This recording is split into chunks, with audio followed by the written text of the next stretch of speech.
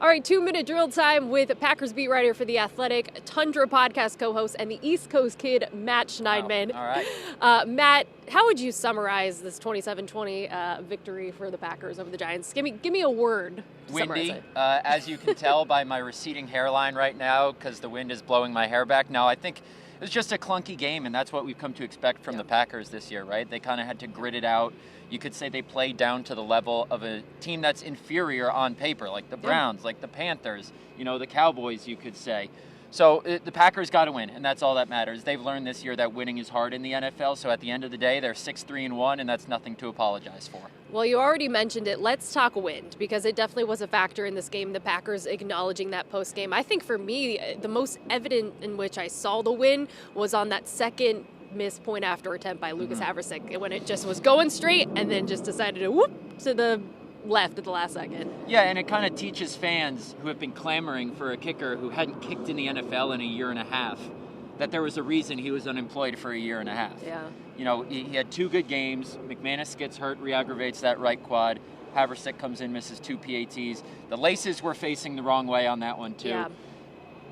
We're no stranger watching this team to special teams miscues. And yes, the wind played a role in it, but it's a PAT. I think the Packers just have to compensate for that because, they practice in wind every day. They do. They play That's in fair. wind, so That's just fair. make it work. Yeah, no, that's completely fair. All right, let's talk Jordan Love's injury. He obviously would come back in the game, but when that happened initially, was there a level of concern for you? Oh, for sure. I think, he was bouncing around on the sideline. He ran pretty swiftly back into the locker room.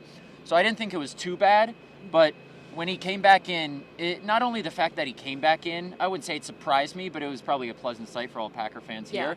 But the level at which he played was astounding. He was great. His final stat line doesn't reflect just how good he was because of how many drops there were. Yeah. But Matt LaFleur was commending Jordan Love time and time again in his post-game presser, saying how gritty of a performance it was. I thought it was great from the starting quarterback today. Yeah, I think gritty, a great way to describe it. Now, you also mentioned drop passes. There were drop passes both on the offense and some drop passes too by the secondary. But then finally, Evan Williams getting an interception, waiting for it, because there was about 4 almost interceptions in this game for the Packers, but Evan Williams getting that clutch one when the Giants were in the red zone and a chance for them to score a touchdown and potentially go ahead. So just describe how big that was. Yeah, it was kind of the same on both sides of the ball, right? They had a bunch of drops early, and then Savion Williams and Christian Watson make 2 really contested catches in key moments in the fourth quarter. Same on defense. Carrington Valentine should have had 2 picks.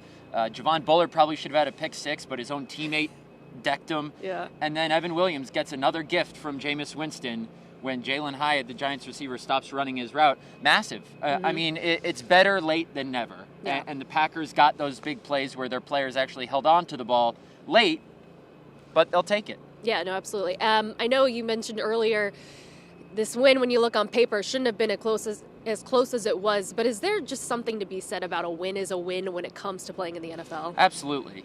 This Giants team was up 3 scores on the Denver Broncos in the fourth quarter a couple weeks ago. The Broncos they're playing the Chiefs right now, but they're 8-2 in the NFL, and the Giants had them on the ropes. The Giants have had a couple teams on the ropes. So even though they're down Malik Neighbors, Cam Scatterbo, Jackson Dart, a couple other important players, any given Sunday in the NFL, I mean, the Browns are taking the Ravens to the wire right now. There's so much parity in this league. So it was ugly, yes, and Packer fans won't be satisfied, and that's fine. But at the end of the day, they came out of here with a win. Let's talk Christian Watson's performance today, because I know we talked to him during the week. He's dealing with knee and some hamstring injury-related things. So for him to make some really key and really important catches in this game today while dealing with that, how huge was that? Massive. And we saw today what Christian Watson gives to this team when he's healthy. It's only his 4th game back from 9 months off because of a torn ACL. And Christian Watson has this, there's this perception around him that he doesn't have good hands. He has great hands. Especially in this game. On a couple catches today when guys weren't catching the ball well. Same thing last year, too. When everyone was dropping passes, he was not. So just some massive catches. And that second one, the touchdown catch, unbelievable catch by Christian Watson in the back corner of the end zone that ultimately won them the game. Yeah, and so we said the Evan Williams interception was obviously huge, but just overall defensively, guys in the locker room post game, Micah Parsons, Xavier McKinney, both saying, this was not their best performance by any means on the season. Yeah, Jameis Winston can make plays. He's going to give you a couple, but he can make plays too. Packers weren't great against the run. They let the Giants kind of get their way down the field, and then the Packers had a couple stops in the red zone. The interception, the sack by Micah Parsons and Isaiah McDuffie on fourth down. So probably a little more leaky than the Packers would like, but 20 points is 20 points. They hold themselves to a higher standard. That's what Micah Parsons said. But they did their part in the end. That's fair. All right, let's look ahead now. How do you feel about where the Packers stand currently as they head into a really key stretch of games as they face 3 division opponents in a row coming up? Yeah, they've only played 1 division game through 11 weeks, which is crazy. And they have the Vikings coming in, the worst team in the division by record, the Minnesota Vikings, who lost to the Chicago Bears today. It's massive to stack those division wins, especially in kind of a condensed stretch here as we get down the stretch. So huge game coming up on Sunday at Lambeau. Chance to get to 2-0 in the division. Great opportunity for Green Bay coming up. Early thoughts, though, on how they do maybe during that stretch? Oof.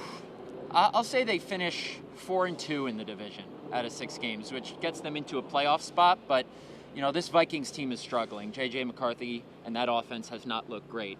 So they got to take advantage of that second division game coming up on Sunday at home. Yeah, all right. Well, we'll see how they do. Packers 27-20 win, though, over the Giants. 27, the magic number. Magic number. Yet again. 5th time this season in a win. But that'll do it for us, though, for this edition of the 2-Minute Drill.